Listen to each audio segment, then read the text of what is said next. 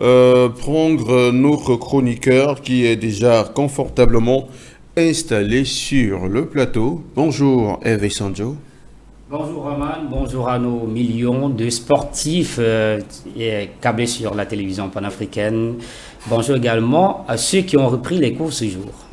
Ah oui, il faut le dire, c'est la rentrée scolaire au Cameroun et peut-être dans plusieurs pays africains ce matin. Alors, tu nous viens avec des informations bien fraîches en ce qui concerne le sport et on commence d'abord par le basket.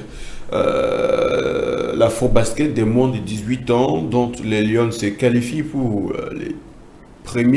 la première finale, c'est ça? Pour les huitièmes de finale. Pour les huitièmes de finale en Afrique du Sud. Justement, il y a ce tournoi des U20 dans les deux catégories, dans les deux genres, masculin et féminin. Et les Lions indomptables du basketball se sont défaits littéralement de la République du Rwanda sur un score de 79-46. Les Lions ont largement dominé les 4 quarts de cette rencontre-là. Une victoire d'ailleurs qui les propulse pour la toute première fois de leur histoire pour les quarts de finale de cette compétition. Oui, on continue. Cette fois-ci, tu nous parles plutôt... Oh là là, il faut dire que j'ai sauté. Alors, cette fois-ci, tu nous parles de la Colombie, la Coupe du Monde féminine de moins de 20 ans. L'Afrique est présente pour les huitièmes de finale. Justement, Raman, l'Afrique est présente pour les huitièmes de finale et 4 étaient au départ. Nous n'en avons plus que 2 qui sont restés dans la shortlist. Il s'agit du Cameroun et du Nigeria. Il faudra le rappeler qu'en milieu de semaine dernière, l'équipe nationale camerounaise était dans l'obligation de faire un résultat pour espérer se voir en huitième de finale, et c'est quelque chose qui a été fait puisque les Lions se sont défaits de l'Australie sur un score de 2-0. Et pendant ce temps, le Nigeria également avait fort à faire puisqu'elle s'était fait battre littéralement par cette équipe de la nationale mannschaft sur un score de 3-1.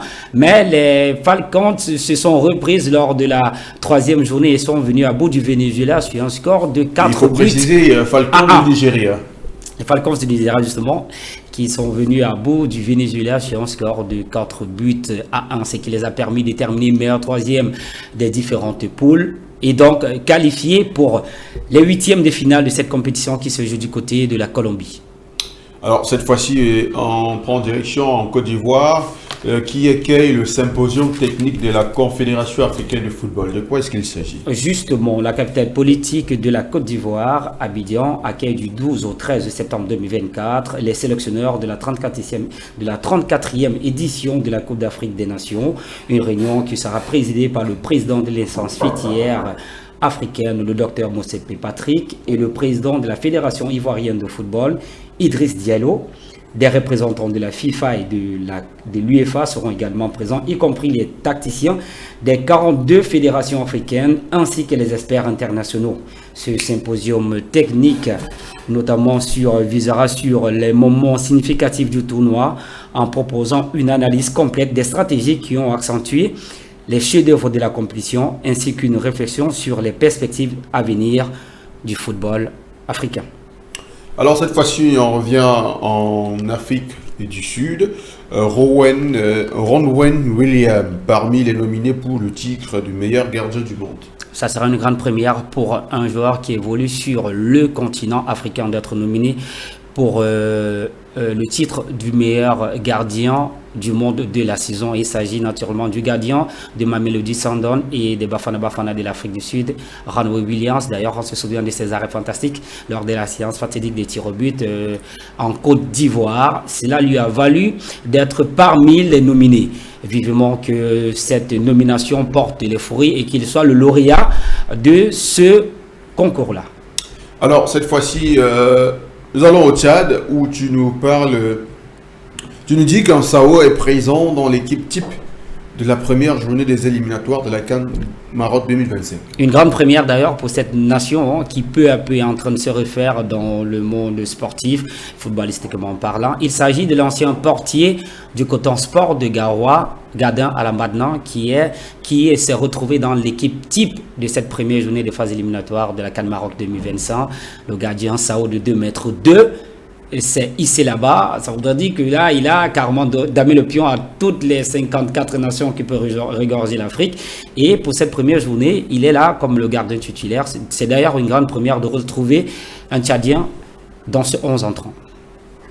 Eh bien, on va sortir cette fois-ci avec les éliminatoires de Maroc 2025. Les Sao du Tchad sont au Cameroun. Justement, ils sont au Cameroun, ça fait sensiblement 2 jours après le nul qu'ils ont observé, notamment face au Sao Tomé. Les Tchadiens sont revenus au Cameroun pour accueillir notamment le champion d'Afrique en titre de la Côte d'Ivoire qui, elle est arrivée hier aux alentours de 18h30. Pour leur deuxième sortie dans leur poule. Cela va se faire du côté de Yaoundé, au stade de Fandena, quand il sera 20h heure du Cameroun. C'est une rencontre qu'il faudra suivre de très près, puisque les deux nations ne se sont jamais rencontrées en compétition officielle. Les Sao m'ont laissé entendre que d'ailleurs, ils sont très prêts pour aborder cette rencontre, même si en face, on a le champion d'Afrique en titre ivoirien. Et d'ailleurs, je pense que si la réalisation nous le permet, s'il est là, nous avons pu avoir le gardien de cette équipe des Sao du Tchad qui voulait notamment s'exprimer sur cette rencontre. Apparemment, pas encore. La réalisation ne nous rassure pas que l'intervenant du Tchad est déjà disponible. Il n'est pas encore là. Oui.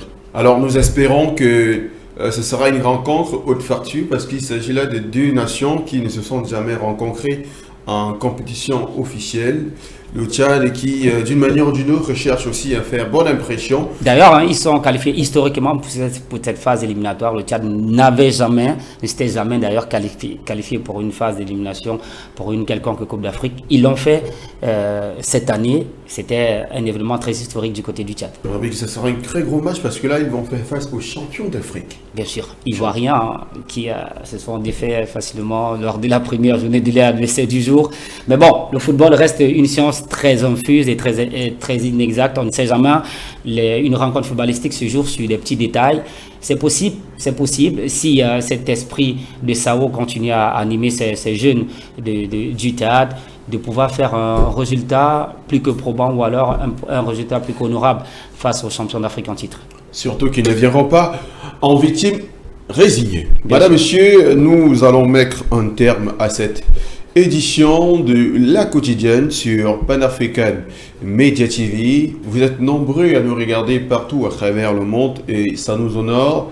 Nous vous invitons à toujours faire cette preuve de fidélité pour nous accompagner au quotidien parce que c'est ça qui nous encourage. Alors, nous ne saurions vous laisser sans pour autant vous parler de cette attitude tout aussi très grande dont nous devons toujours faire montre au quotidien pour que notre Afrique continue d'être ce véritable levier de développement